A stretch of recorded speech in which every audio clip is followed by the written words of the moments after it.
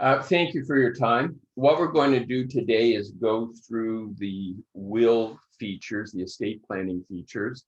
And what I want to do is just remind you that if you log into the website, go to support, and then scroll down to the VisionWorks training videos and select the financial plan videos, you'll see a video that runs through wills and estates, and it's about 11 and a half minutes long. And it's going to be a complete recap of everything that we do today. So let's start. In our sample file, as I always do, I have Bill, Sue, and Bill Jr. as the parties in the plan. And I just want you to notice when we go to the tree view that I actually had Bill Jr. as connected to Bill. So Bill's son from a previous marriage. If Bill Jr. were their child in common, he would be attached to that middle shared dot. But I want him to be Bill's son from a previous marriage because a little later we're going to be looking at estate output and in particular, the importance of dealing with children who are part of second marriage and a blended family. It's a critical issue, and it's being ignored by all other software.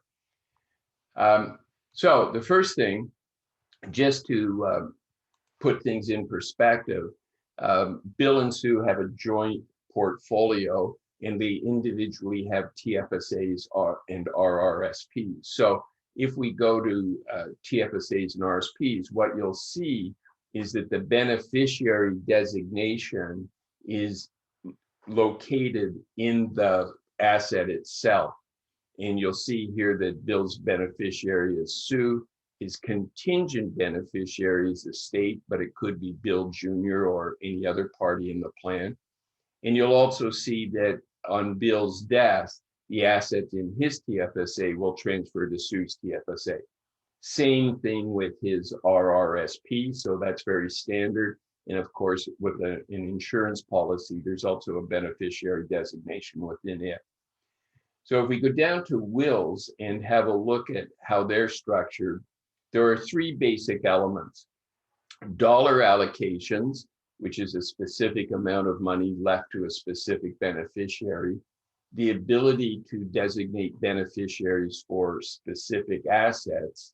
And then finally, percent allocations, which apply to the residue of the estate. So to be clear, TFSAs, RRSPs, for example, are trusts. Therefore, we can designate a beneficiary within the thing itself because it is a trust, whereas bank accounts and non-registered portfolios, with the exception of seg fund portfolios, but generally bank accounts and non-registered portfolios don't have a beneficiary designation because they're not trusts. So it would be totally impossible to have them be registered plans because, or designate beneficiaries, because we would literally have to designate a beneficiary each time we bought and sold an asset within the non-registered portfolio. So what happens with bank accounts and non-registered portfolios is that on death, they're just added to a pot, the residue, and then it's distributed after charges to it, like funeral expenses, terminal taxes, and so on. So what I want to do then is, with this setup, is just go down to the estate tab, and I want you to notice that Sue is Bill's sole beneficiary. She will be getting Bill's half of the house, plus any remaining assets in the joint non-registered portfolio, the house being joint tenant. In the will, Bill has also designated her as the beneficiary of the cottage. I put in a piece of art. We'll use it later to do some estate planning. And then she's also the beneficiary of his RSP and TFSA. So virtually everything that Bill has is going to Sue.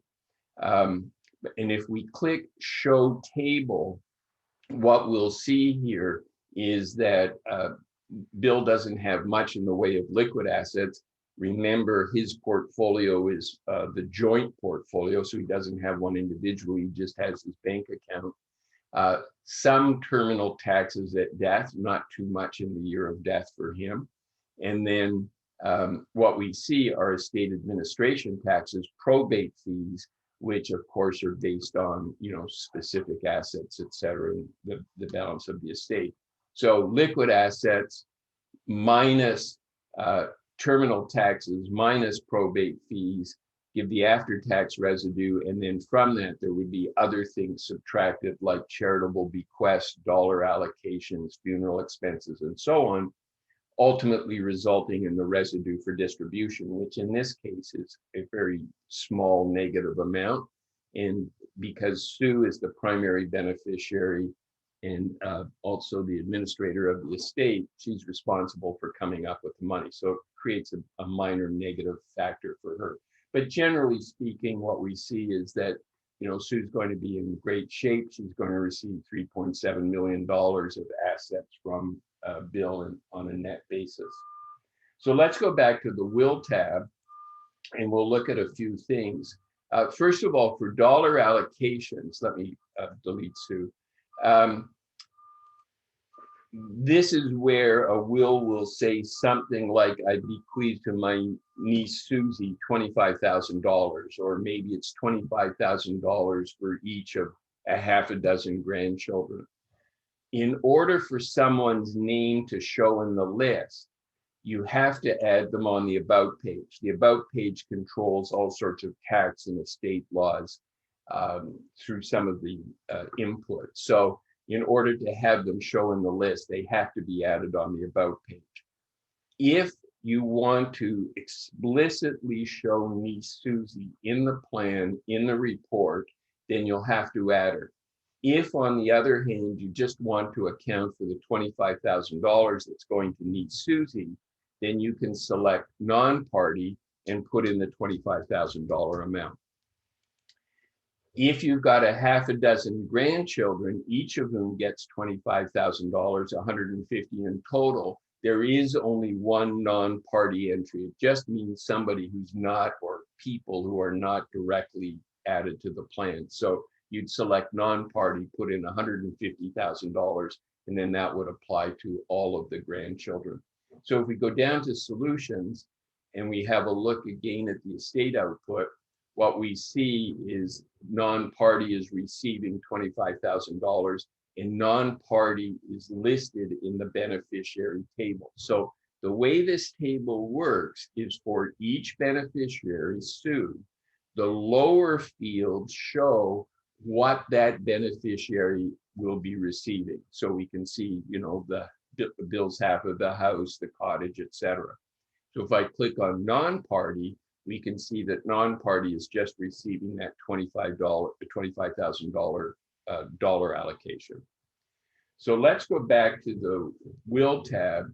And what I want to do here is look at the cottage, because this is an example of why wills are so important in the case of second marriages and blended families. Literally all software assumes that on Bill's death, everything goes to Sue, tax-free rollover. On Sue's death, assets go to Bill Jr. and they're taxed.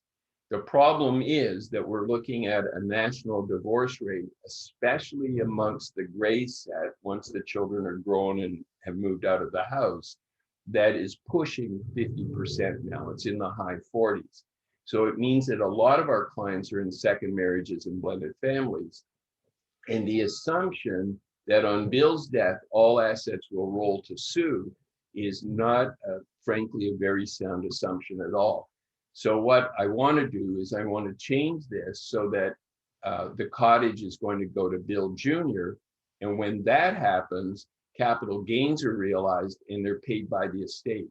It's also important that you put in the location of that asset, because the probate fees on the asset are based on its province, where it resides. So we're going to make that cottage in Ontario. And then that will apply Ontario probate fees. So just keep that in mind where you've got an asset and you're designating it to anyone, then obviously, you have to select the location.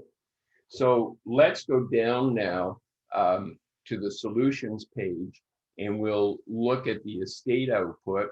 We see now the cottage going to Bill Jr., and the consequence, if we look down here, is that we have a substantial increase in capital gains taxes. So if I click show table, we can see now that that substantial increase is the result of the capital gain on the cottage.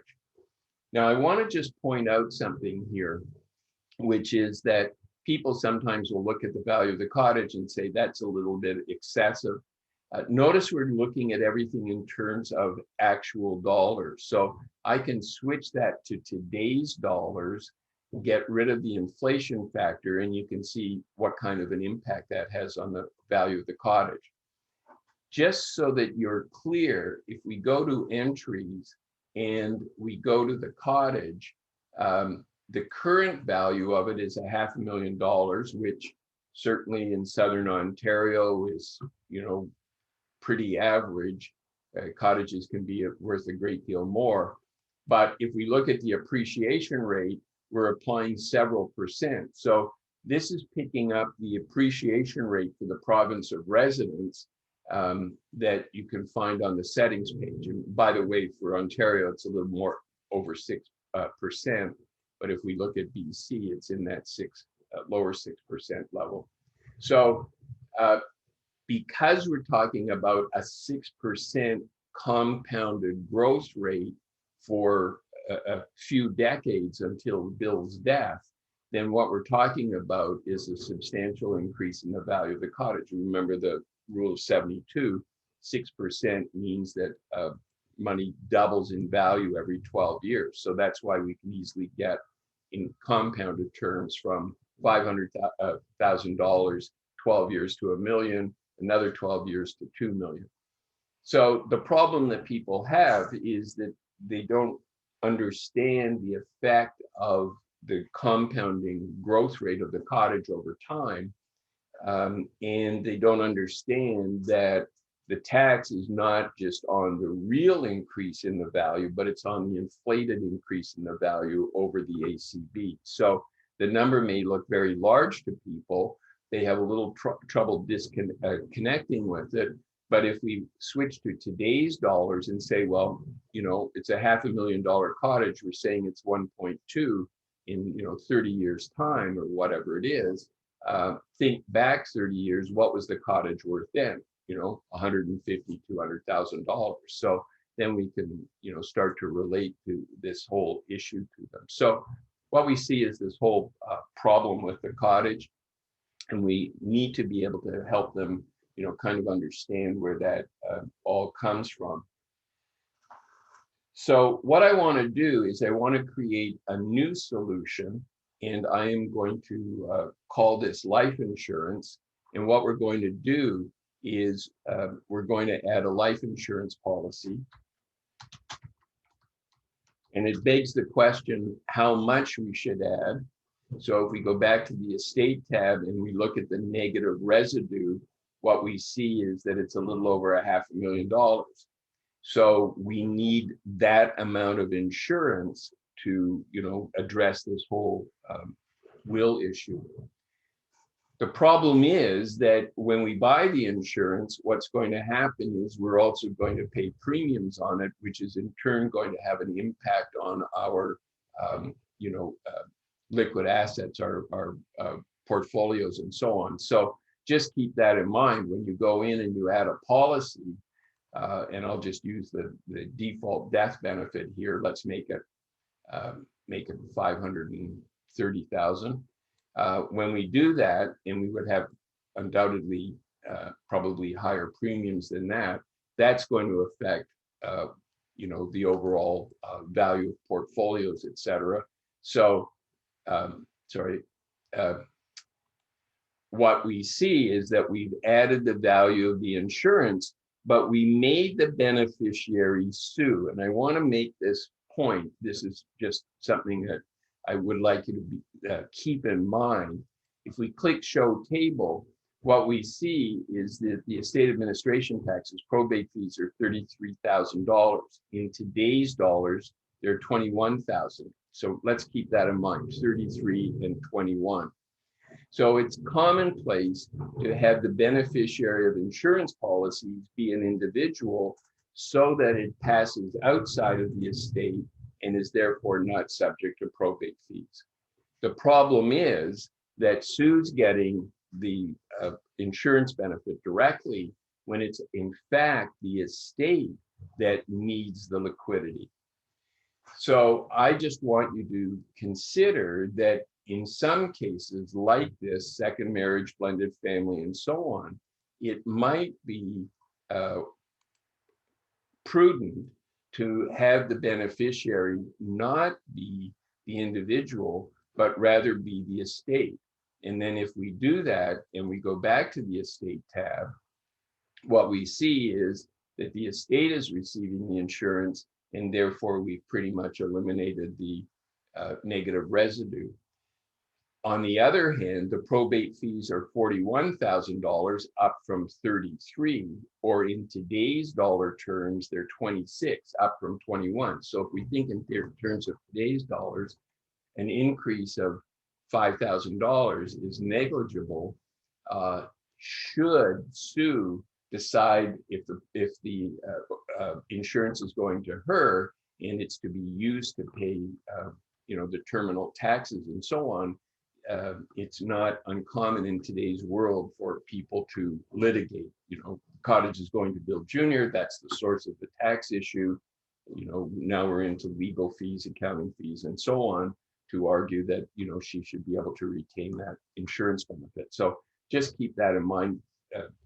Challenges to estates are becoming ever more frequent, and so it might be smart in the long term to use the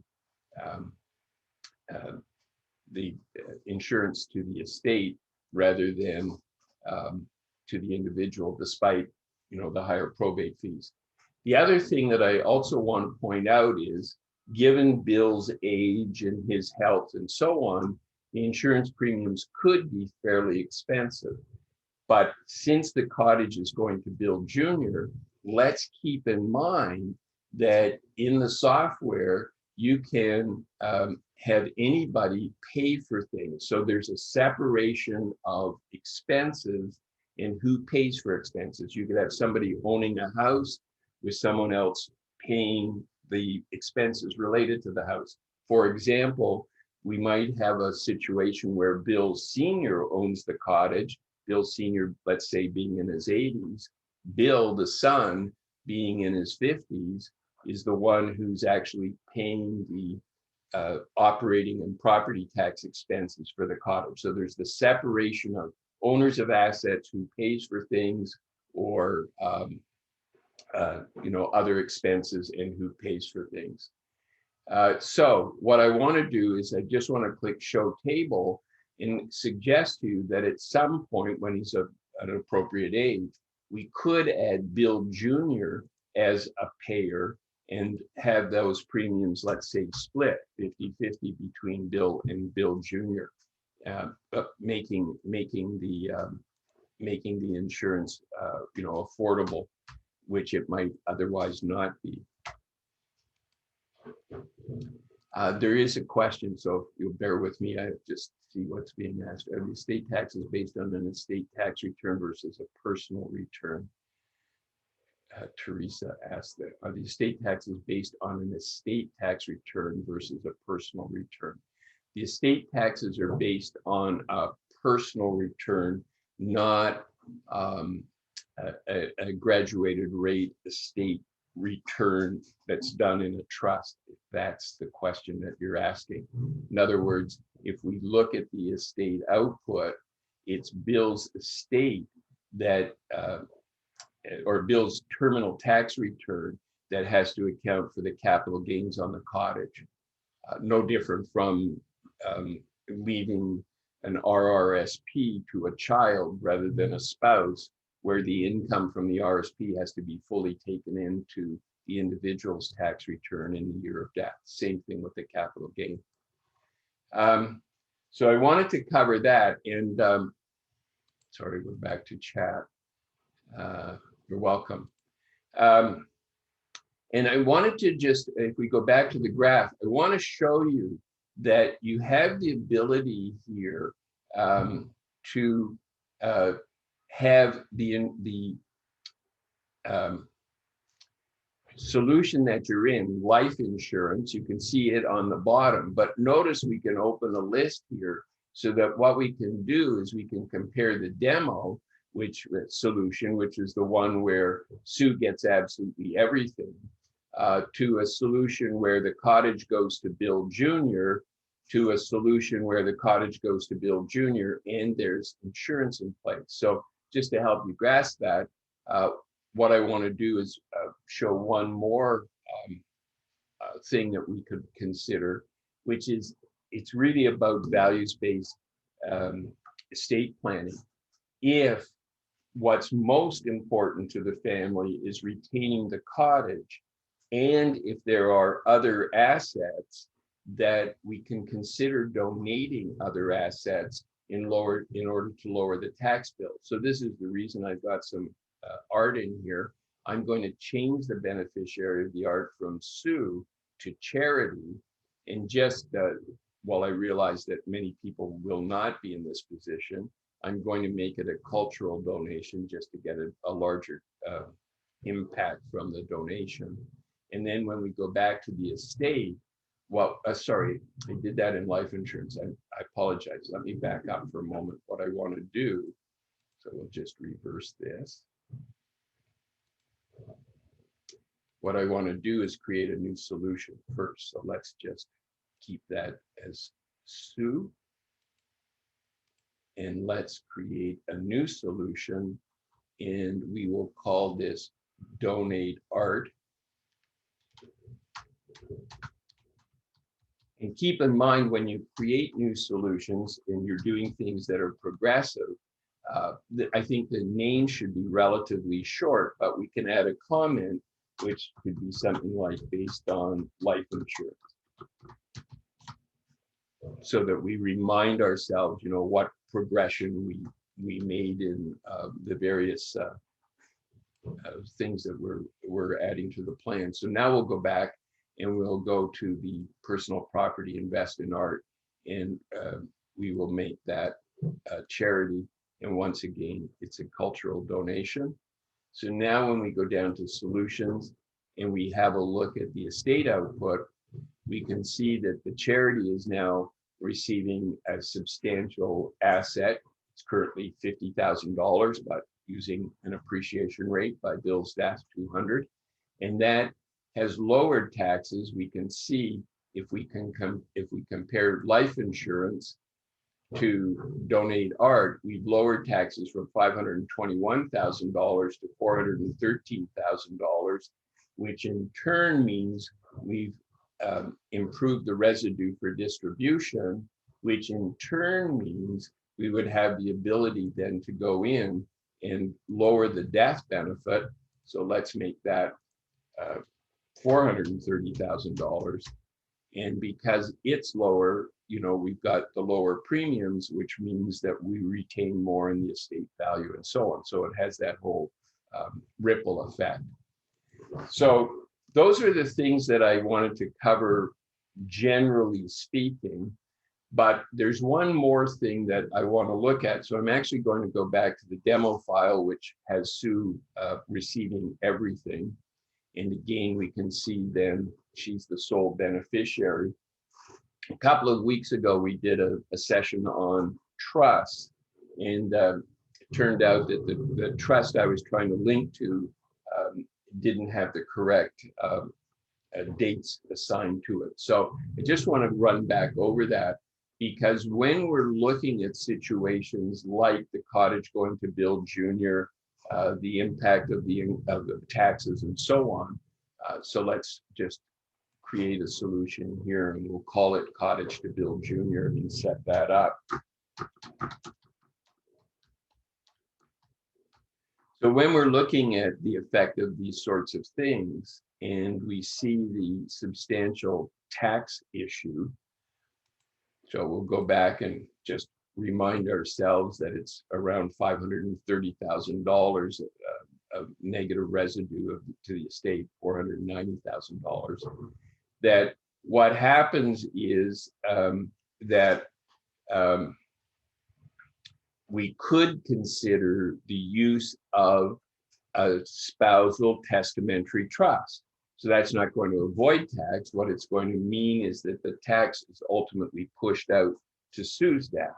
So moving an asset from Bill to Sue is a tax-free spousal rollover. Moving the asset from Bill to a testamentary spousal trust is also a tax-free rollover. But then on the spouse's death, just as it would be if the asset were left to Sue personally, on the spouse's death, Sue's death, then we end up with the capital gain on the cottage being realized. Because it's likely later in time, or obviously would be later in time, the tax might be more. But on the other hand, if Sue is younger than Bill, a woman, and so on, putting insurance in place to pay that capital gain might be much more reasonable than trying to insure Bill and so on. So to show that concept to clients, we don't necessarily want to go in and set up a testamentary spousal trust in TrustWorks in order to be able to import it and, you know, show how it would all work. What we can do instead is go to the asset, and what we've built in are some generic trusts that show the tax impact. So by selecting the spousal trust, we can see no capital gains. And then when we go back to solutions, then we can look at the estate output, and we can see that the cottage is going to the spousal trust, not Bill Jr. But as a consequence of that, we're not attracting any terminal taxes for Bill. So this is a way of illustrating the concept. And then if the client wants to pursue that more, what we would then do is set up the trust properly in TrustWorks, and then we would import that trust back into VisionWorks, and we would have the ability to select the trust. So I've got a trust set up in TrustWorks, a testamentary spousal trust. So I'm just going to select the plan. I think actually it's in the sample plan. Let me see, or perhaps not. And then I've got to match, Bill and Sue and Bill Jr., the parties in the trust. I've got to match them to the parties in VisionWorks. In this case, I don't think I'll import distributions. I just want to import the Sue Smith spousal trust. And then once I've imported it, then it will be available on the beneficiary table. I've done it again. I haven't. Oh, there it is. Now it's available, so we can actually link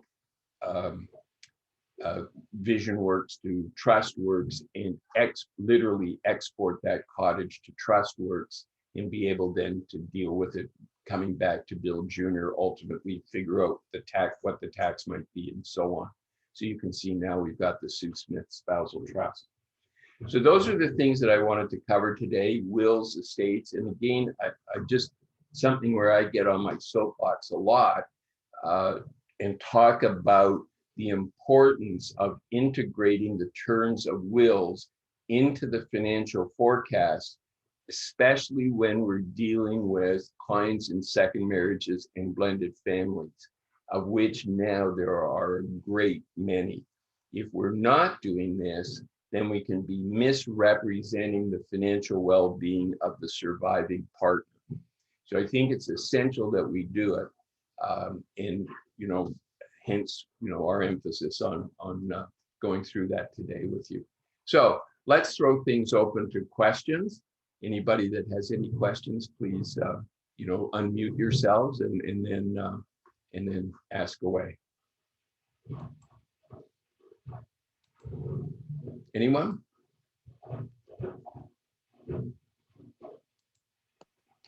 Yes, I have a quick question. Sure. It's Alec here. Yes. And thank you for this. This is a great review for us. Um, I have a specific question that I'm embarrassed to say I don't have the answer, so please help. You remarked that with regard to art, a cultural donation has greater impact. Yes. Have I missed the fact that my understanding is that there's been the move that you can go to not cost but fair market value, and the capital gain is absolved by doing that. Is that what you're talking about? Yes, that's what I'm talking about. A regular donation, there could be a capital gain on the property, Right. Yeah. but a cultural donation, the capital gain isn't taken into account. I just use it to show a more dramatic impact on taxes, just so it's clear. That's terrific. That's terrific. Thank you. And I appreciate you're doing the review and then applying it to your software, because I think I'm going to want to have a look at a demo. Okay, thank you. Shall I mute myself again now? Sure, if you don't have any more questions. Anybody else with a question? Yeah, it's Monique. Yes. Just curious, and I know you mentioned at the beginning that the demonstration was for the majority of provinces Yes. in terms of beneficiary designations. I'm just curious for the beneficiary designations, how it works in Quebec, because it's really only insurance that you can have a designation. I assume that VisionWorks takes into account, like, how do you manage with like particular what do you do, particular legacies for the RRSPs and TFSAs? Well, what you can do is make the beneficiary a state. Oh, okay. Is that what you're suggesting? Yeah, okay, yeah. No, I get it. Right, okay. Right. Other questions?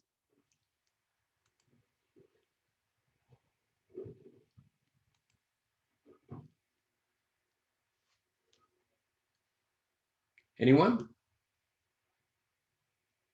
Okay, well, if not, Yes, thank you. I do. Yes. I do, if I may, Alec Yes. again. Yes. The software seems to be presenting, which is great, the sensitivity of the result of doing sensitivity analysis of allocations one way or another. Do you have an ability to graph it over time so that instead of at an end result at date X, let's say out 10 years when Joe Bloggins or your Bill is going to retire, let's say, can you map The estate impact? the year by year differential of the different asset classes and the value with different rates of inflation for the gross value, the fair market value, and then net of capital gains, so that you see it as it evolves? Yes. Dynamically, as opposed to just one year or another year? First of all, if we go to settings, you'll notice that you can put in a general inflation rate, and it can be different from the government rate. So the government rate can be used to apply to tax bracket indexation, OAS, CPP, all those sorts of things. But when it comes to buying groceries or cars, you could have a consumer rate that's quite different from the government rate. What the software does is it picks up the long-term appreciation rate for the province of residence where you live.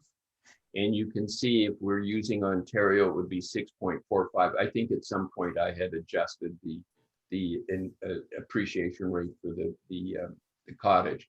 But you can see this 6.45 goes back virtually 25 years, almost a flat line as an average. But you can go to an individual asset and you can make the appreciation rate anything you want. So you have to keep in mind that our software is what we call dynamic, meaning you can change any entry any year, any way you want to. So you could go in and say zero appreciation, things have gone up so much. Let's assume just a few percent after that. Let's assume 6% after that. You could make it a negative number. So you have lots of opportunity to change all of those sorts of things. to more directly answer your question, what happens is we're doing the estate calculation, which is pretty complex because we're looking at, the value of the different assets and so on. We're doing that at Bill's life expectancy. If you click the graph button, what the software will do is it will do the estate calculation every year of the plan and present it graphically. So it's not going to present these detailed numbers every year of the plan, but it's going to present total taxes, asset values, negative residue for distribution, all those sorts of things every year of the plan. I won't do that only because doing that calculation every year of the plan takes, a fair amount of time. So, when you do that, be prepared for it to take a few minutes to process. The other thing you can do, because you may want to have a look at things at different points in time, is you can create a new solution. So you can create unlimited solutions in the software, and you can make it, Bill dies at I can't remember how old he is, at 65. And then you could make the, I think he's 55 now. So you could make the life expectancy year for Bill 2031. And then what would happen is when you go in and do the estate calculation, it'll calculate things on the basis of, Bill only living till 2031. So sorry, I have to change this as well. I want to make this, I apologize. I want to make this, whatever the age is for him. Actually, I want to make, it's adjusting both because I should have adjusted the other thing. I want to make this 65. So I'm going to show output until 2031 for him. I think that's the way it works. There we go. 2025. So it'll show that output, and then the estate will do a calculation as of that point in time. So you can see it's now $2 million, not 3 and some million. So there are a number of ways that you can go about looking at, what are the implications at different stages. This would give you a more detailed breakdown, whereas the graph is a little bit higher level. It's sort of more like totals, total government expenses, which would be taxes and probate fees, for instance. Does that answer your question now? Yeah, it does. Thank you. Okay. And it's interesting that when you say it's dynamic, we're talking about both absolute and relative numbers. So that's good. Anyone else with any questions? Okay, so I will have the recording up early next week. I'll post it on our YouTube channel so that you can go back and review it if you wish, and also please keep in mind that there is on our website, if you're registered and log in and go to the VisionWorks training videos, financial plan videos, you can scroll down and play a video that reviews wills and estates. Thanks for your time, and I wish you an enjoyable weekend. Great. Thanks, Michael. Yep, Great as my always. pleasure. Thank you. Thank you indeed. Okay.